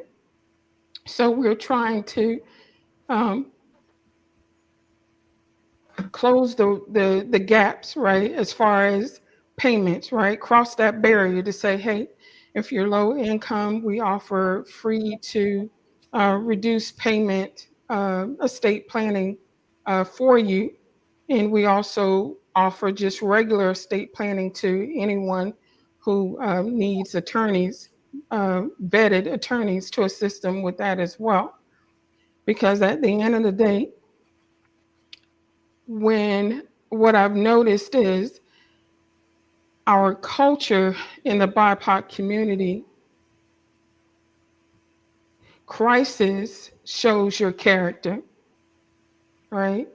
And it appears that at times they are in need of someone who can step in for them, non-judgmental, give them a safe space to have a conversation about what their needs are, and especially for the elderly. Because right now we are in the times of what they call a silver tsunami, where this is the greatest generational wealth transfer there is. There's going to be statistically over $84 trillion between now and 2045 to change hands and wealth. But without estate planning, the BIPOC community may miss out on that. And they will spend more money in court costs, right? Versus just having an estate plan where their wishes are clear and concise. It brings harmonious harmony between the family members, because a lot of families are dismayed and dismantled because of not having an estate plan. You'll be amazed how people react once someone passes away. And it has to deal with not having a plan, grief, and resentment. That is a bad cocktail, because with grief, I still grieve to this day about my child, my parents, and my siblings, but I'm still able to move on. But when you have regret, you have to forgive yourself for that. And a lot of people can't get past forgiving themselves for that. So they're at the grave site, crying and asking these questions, why did you leave us in this mess? And that person can't answer. So I always tell people, give them the opportunity, your family now, the opportunity to ask their questions and for them to be addressed so they can be who they need to be for their family that is left behind, waiting on them, So that's just like, let's say if you had lost someone and your parent has passed away and you're at the grave site trying to figure this out, but you have a whole family that needs you too. So there's just a lot of trauma that has been planted in the BIPOC community system-wise. We know that, we know what it is and it's here, and we just have to change it, right? So we need more people that recognize what this is and who are willing to take a stance into righting some wrongs, because it's going to take more than just me and more than just you or the individuals that are on this platform. It is going to take the whole universe to make a change so that we can all live a prosperous life as we were provided to. We're supposed to share this. It's not supposed to be one-sided, but that's the issue that we're having right now, is that the wealth equilibrium is off, between the have and the have-nots. So it causes a strain on the economy. But there's also a lot of misinformation out there too, which causes people to be more pessimistic than risk takers. They need that truth, right? And they're spending a lot of money for it in order for them to make an informed decision. But if you're not giving them that, then they're still confused, and a confused mind won't make a decision. Very true about that. It would be a lot of indecisiveness. Now, I want to ask you a little bit more. In your bio, you spoke about creating the Black Wall Street. Just let me get the correct words. My apology. It was called the Black Wall Street Title LLC. Can you just share a little bit more about what inspired you to start that and what it's about? Yes. So Black Wall Street Title LLC is my title agency. What's inspired me to create that is me fighting for my life for COVID. And I made a promise to God that if He saved me, that I would, do whatever that purpose is that He had for my life. And that's how Black Wall Street came about. Um, I met a title agent who thought that I would be a good title agent. She sponsored me to become a title agent. I worked underneath her for a while, and then she decided to go separate ways. And then I created Black Wall Street. But while in that arena, she specialized in land. I saw that there was an issue with individuals, mainly of color, being able to sell off their vacant land.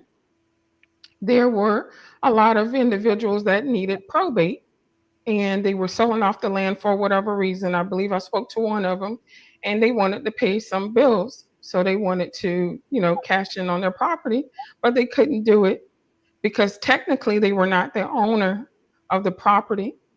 And explaining that to them can be a little challenging because of how the system of things are, right? So they just figured, well, because my parent left this to me, they said it, that it's mine. And although it may rightfully be yours, but technically it is not because it was not in writing. So having that conversation with individuals made me realize this is what he wanted me to see. He wanted me to see that there is a disconnect of estate planning and heirs property and how it affects not just the generational wealth, but family dynamics as a whole and how it even affects the economy. So if we could grab a hold on to this would be a game changer, not only for families, but the whole economic industry.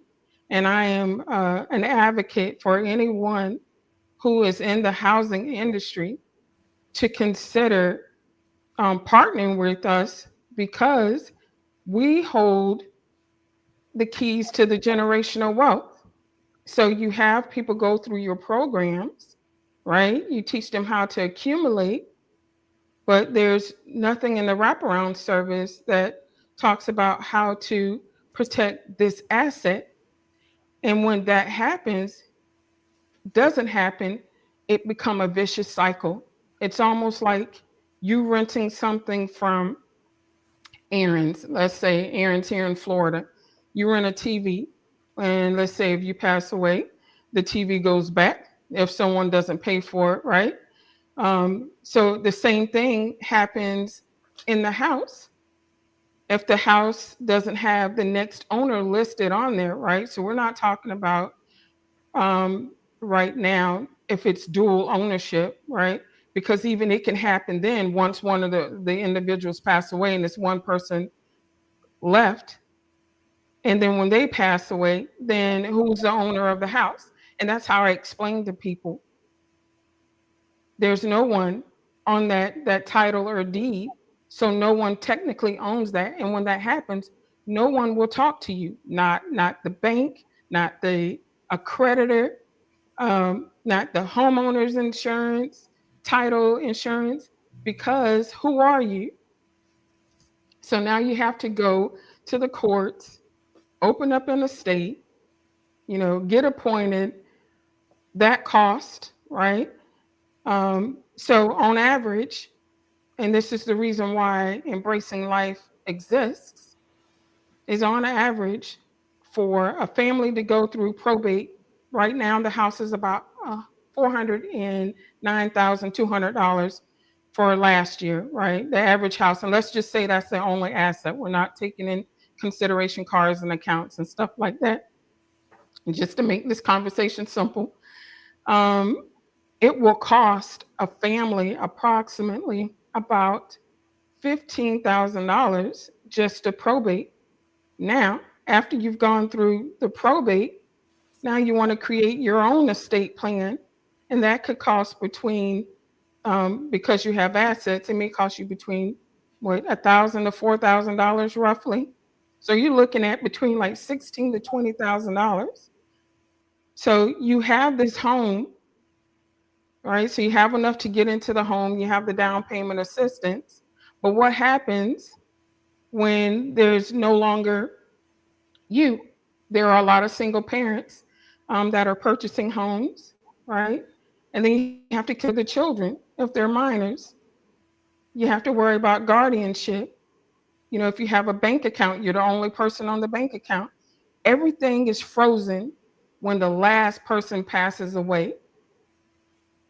So that's the importance of Black Wall Street title, to bring awareness of the importance of estate planning in the heirs property, as well as embracing life, which provides the solution to the problem of heirs property and the passing of generational wealth.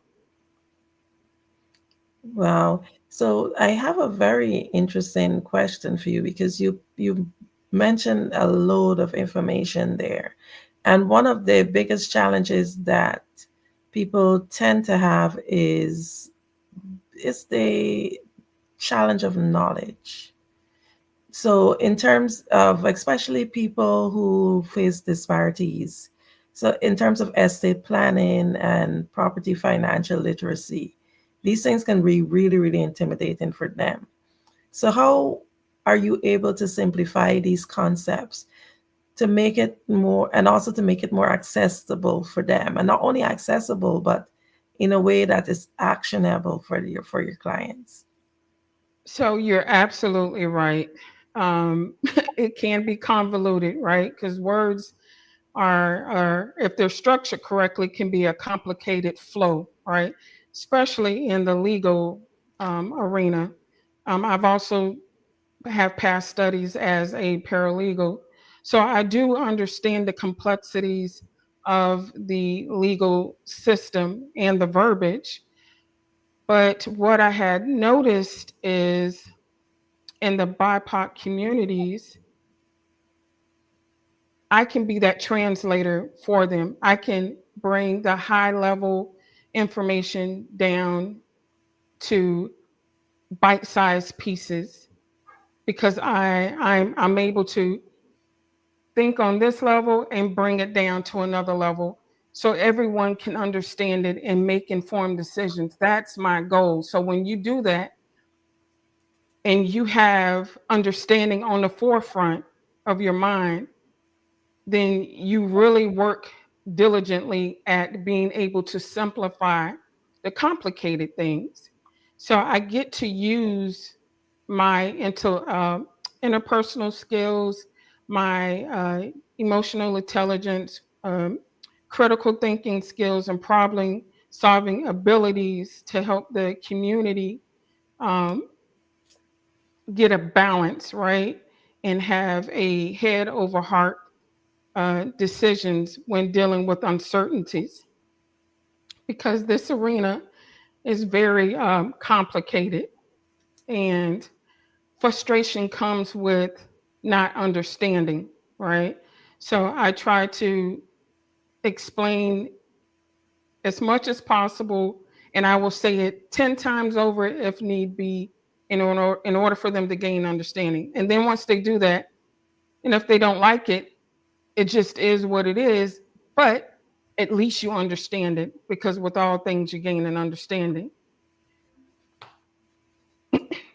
Most definitely. One of the things that I want you to do, would you be able to, what advice would you give to some person or entrepreneurs, leaders, people listening in here mostly are entrepreneurs.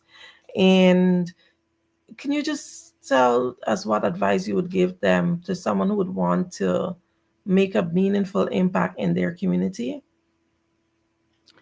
The world is full of problems. So find a problem that you can solve that aligns with your gifts and talents. So every day we're on your employer's job, you do something well. Find out what that is. What draws you to this particular subject or jobs that you keep gravitating to? Look at, if you went to college or trade school, look at your transcripts and pull out what you may have done that aligns with the problems that are in the world today. And that's how you can make a meaningful impact. And it would also be sustainable as well. Know the difference between what are hobbies and what is sustainability in businesses. So if you want to really make an impact, start looking at your past, because your past will actually lead to your future. Most definitely. It's always definitely connected. Now you talk about economic disparities, and this is something that we it's sometimes swept under the carpet. How does your program address racial and economic disparities? And also, if you can share some challenges that you encountered while working towards equity or equality. So what we do is we talk about the economic disparities as to how we even arrived there, right? Because again, people know us historically, but not personally. And with that, I make our history an asset and not a liability. We already know what it is and how we arrived. Now the thing is, what can we do to make it better? So we'll talk about, this is what we were not allowed to do. Now we can do something about it. And this is what we need to do. So once you identify what the problem is, then you can find that solution. So we hold workshops and we talk about the importance of home equity, right? People see a home, and mainly some of the young kids, I have younger kids myself, and they see a home, but they don't see the value of it because the value is in the home. It sits there silently. And as you pay down your mortgage, it accumulates and it's called home equity. So if you could have an estate plan, right, then you can transfer over that home equity to your family so they can send someone to college, they can start a business. They're having a leg up instead of always starting at zero or allowing the government to come in and interject and take the property. We also teach them about the importance of having a plan and what people are looking for as far as investors, right? So they may see their house as, oh, this is just grandma's house, but these investors see it as future revenue. So they'll get an offer, and let's say the offer is maybe about $70,000 roughly, right, for the types of homes um, from like 1940s to like 1960s or somewhere type of that, right? And the individual, let's say their pockets are looking kind of funny, right? So they're like, you know what, $70,000 is a lot of money. But if you really think about it, buy 70 things at $1,000, that money is gone.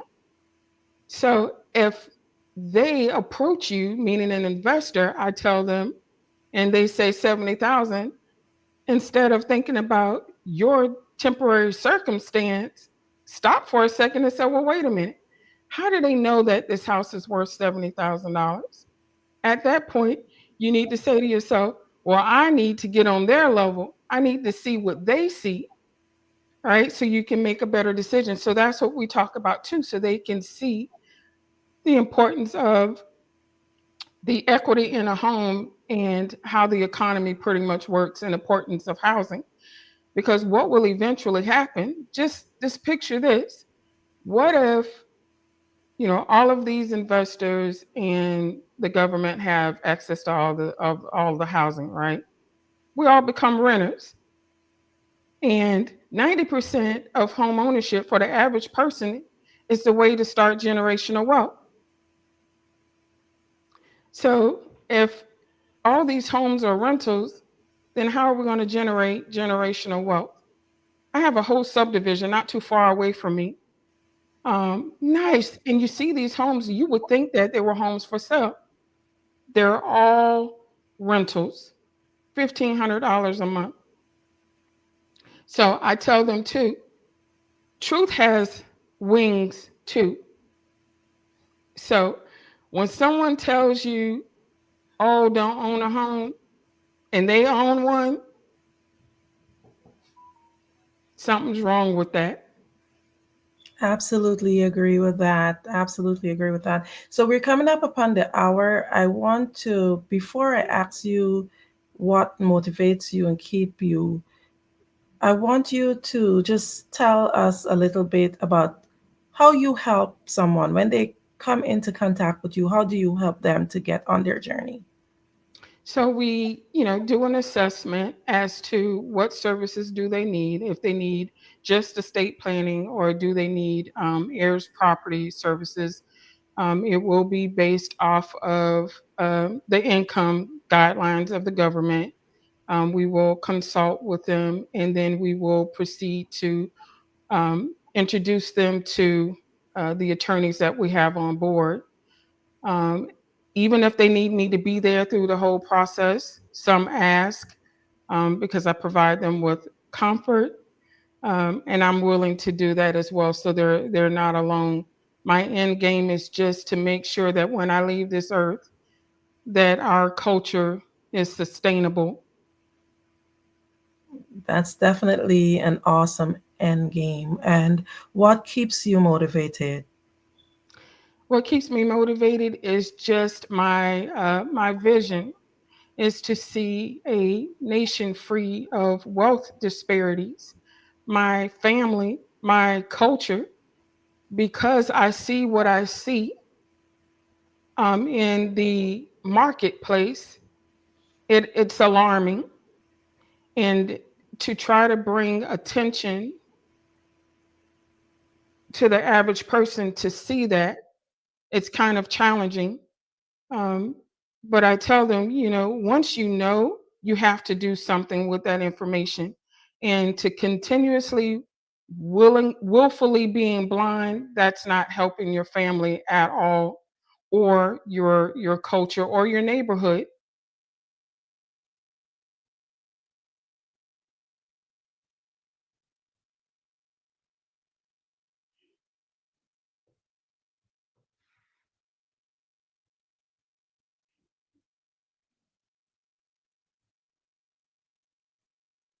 Okay, can you just tell us how we can contact you?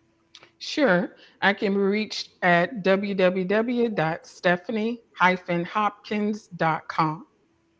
Well, thank you so much for all that wealth of information. Thank you so much for saying yes to being here with us on the Black Business Network. You're very welcome. Thank you for having me. It's always a pleasure. Okay, genius is common, and I'll see you on the other side. The Black Business Expo mission is to raise funds for high school seniors going to college or K to 12 entrepreneurs. This expo is a fundraiser for students. You may go to blackbusinessexpousa.com to donate to the scholarship fund or use the Cash App BBX USA. Our goal is to give laptops and up to $5,000 to 10 students. Students can register online at blackbusinessexpousa.com. Every dollar counts, so we want to remind you to donate to the scholarship fund. We want to thank our Black Business Expo USA sponsors for January 2025. NC 100, Sweet Soul, Carolina, Virginia Minority Supplier Development Council, Step Management, Margie McLean Foundation, Inc., Genius is Common, Executive Women's Success Institute, The Quality Coaching Company, Superwoman Business Services, Creative Force Studios, Lee Entertainment, Black Business Olympics, Artistic App Design, Banks Law Firm, Black Business Expo USA. Genius is common, and I'll see you on the other side.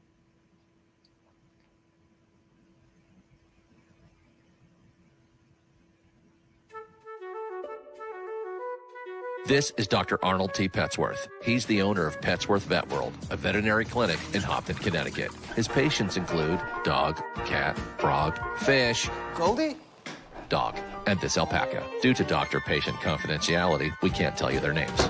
Business at Vet World was steady, and then quarantine hit. Neighbors brought new four-legged friends into their homes. Bunnies. Bunnies everywhere. Dr. Petsworth welcomed these new patients with open arms. The only problem? There were more appointments than he could manage. That's when Dr. Petsworth turned to his American Express business card, which offers spending potential that's built for his changing business needs. He decided to hire a new assistant, Julio, and with spending power built for business purchases, he used his card to furnish a new exam room. Together, Dr. Petsworth, Julio, and American Express Business made sure all the pets of Hopton got the love and care they deserve. And everyone was happy. Get the card built for business by American Express. Every speaker has a moment where their words can spark inspiration, drive change, and transform lives.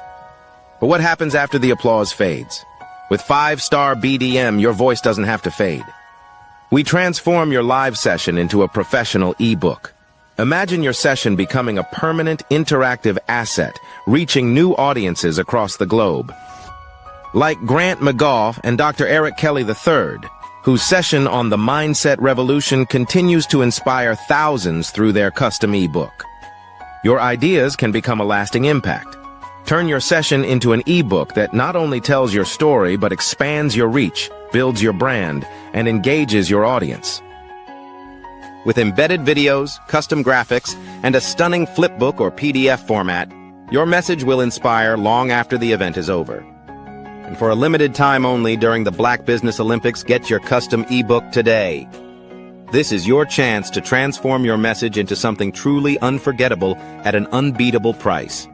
Your package includes a professionally designed ebook, a flipbook or PDF, embedded video of your session, and custom graphics. Everything you need to showcase your message in a way that lasts. With 5-star BDM, your session becomes more than a moment. It becomes an opportunity for growth, greater visibility, and lasting impact. See your influence multiply as your message reaches new clients, partnerships, and platforms. Ready to turn your ideas into a global movement? Visit 5starbdm.com to secure your custom ebook today. Your audience is ready to listen.